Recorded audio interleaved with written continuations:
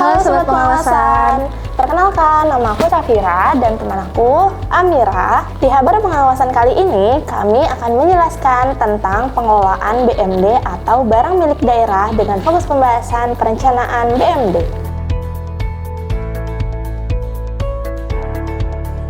Nah, sebelum melangkah lebih jauh, aku mau ngasih tahu dulu nih dasar hukum dari pengelolaan barang milik daerah. Yang pertama, ada PP nomor 27 tahun 2014 beserta perubahannya. Yang kedua, ada Permendagri nomor 19 tahun 2016 beserta perubahannya. Dan yang terakhir, yang ketiga, diturunkan menjadi Perda Kabupaten Kota Ikatan Negara nomor 3 tahun 2019 tentang pengelolaan BMD.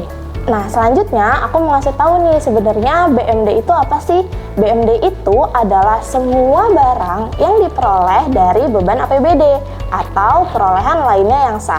Contohnya, yang pertama bisa tanah, bisa juga kendaraan dinas, dan yang ketiga bisa berupa gedung dan bangunan. Pengelolaan BMD meliputi banyak kegiatan. Yang pertama, dari mulai perencanaan kebutuhan dan penganggaran, lalu pengadaan, penggunaan, pemanfaatan, pengamanan dan pemeliharaan, penilaian, pemindah-tanganan, pemusnahan, penghapusan, penatausahaan dan pembinaan, dan yang terakhir ada pengawasan dan pengendalian. Oke, selanjutnya kita akan membahas tentang perencanaan barang milik daerah yang akan dijelaskan oleh teman saya Amira. Baik, terima kasih Safira. Ya teman-teman, jadi salah satu tahapan penting dalam pengelolaan BMD yaitu perencanaan kebutuhan, di mana perencanaan kebutuhan adalah kegiatan merumuskan rincian kebutuhan barang milik daerah untuk menghubungkan pengadaan barang yang telah lalu dengan keadaan yang sedang berjalan sebagai dasar dalam melakukan tindakan yang akan datang. Tujuan dari perencanaan kebutuhan BMD ini diantaranya yang pertama memastikan kebutuhan barang sesuai tugas dan fungsi perangkat daerah, lalu menghindari pemborosan anggaran, serta mendukung pelayanan publik yang optimal. Dalam perencanaan kebutuhan BMD ada beberapa prinsip yang perlu ditegakkan. Yang pertama, efisiensi dan efektivitas. Yang kedua, kebutuhan real dan terukur. Yang ketiga, berbasis kinerja. Yang keempat, transparan dan akuntabel. Dan yang kelima, orientasi layanan publik. Oh, berarti perencanaan BMD itu bermanfaat ya sebagai dasar penyusunan dokumen RKA-SKPD dalam proses penganggaran yang mencerminkan kebutuhan real barang milik daerah setiap SKPD yang diperlukan dalam rangka penyelenggaraan masing-masing tugas pokok dan fungsinya. Ya, betul banget.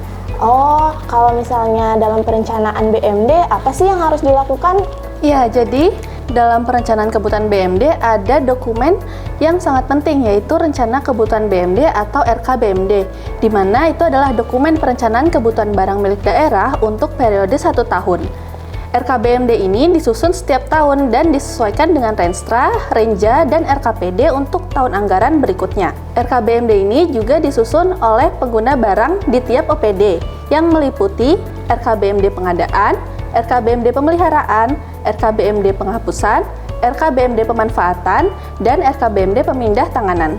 Beberapa tahapan perencanaan BMD yaitu yang pertama, identifikasi kebutuhan barang. Selanjutnya, penyusunan RKBMD, lalu verifikasi dan evaluasi oleh pengelola barang, dan penetapan dan pengesahan oleh kepala daerah.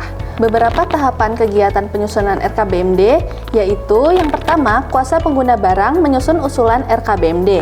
Selanjutnya, kuasa pengguna barang menyampaikan usulan RKBMD ke pengguna barang. Lalu, pengguna barang menelaah usulan bersama dengan pejabat penatausahaan pengguna dan pengurus barang pengguna. Pengguna barang menyampaikan RKBMD kepada pengelola barang, dan pengelola barang menelaah usulan bersama dengan pejabat penatausahaan pengelola dan pengurus barang pengelola. Pengelola barang menandatangani hasil penelaahan RKBMD. Pengguna barang menyusun RKBMD berdasarkan hasil penelaahan. Pengguna barang menyampaikan RKBMD kepada pengelola barang, lalu pengelola barang menetapkan RKBMD. Berikut ini ada beberapa format RKBMD yang bisa digunakan oleh perangkat daerah. Yang pertama ada RKBMD pengadaan. Di sini yang perlu diisikan yaitu program kegiatan dan output, usulan barang milik daerah yang meliputi kode, nama, jumlah, dan satuan barang, lalu kebutuhan maksimum dengan data daftar barang yang dapat dioptimalisasikan, serta kebutuhan real barang milik daerah. Selanjutnya, untuk RKBMD pemeliharaan bisa diisikan dengan program kegiatan dan output, barang yang dipelihara, serta usulan kebutuhan pemeliharaan.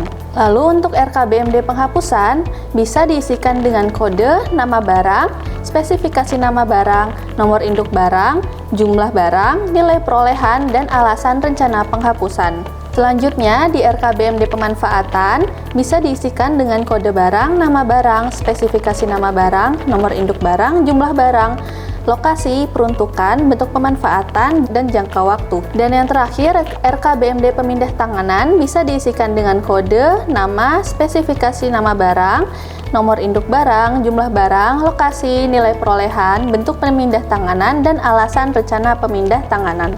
Nah, dalam perencanaan BMD ini kurang lebih ada 5 potensi kesalahan yang perlu kita hindari. Yang pertama adalah perencanaan tidak berdasarkan pada kebutuhan nyata. Yang kedua, bisa terjadi potensi duplikasi perencanaan. Yang ketiga, adanya potensi bahwa perencanaan BMD tidak sinkron dengan dokumen perencanaan daerah. Yang keempat, ada potensi ketidaksesuaian spesifikasi atau volume. Dan yang kelima, adanya potensi kesalahan dalam administratif.